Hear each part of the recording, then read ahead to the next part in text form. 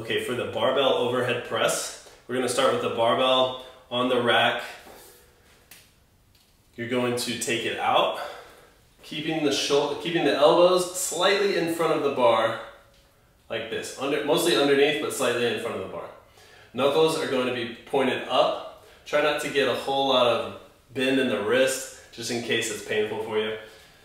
Start with it close, and then as you press up, think about getting your head out of the way. So the bar is not going up and around your head. The bar should go up as vertically as possible.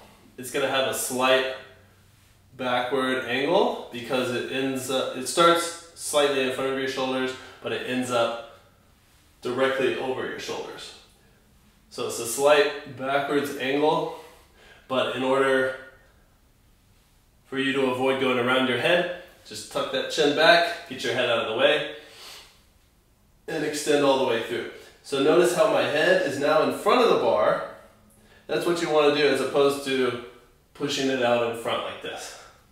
So keep those abs tight. Push it up and back behind your head. That's going to keep it directly vertical.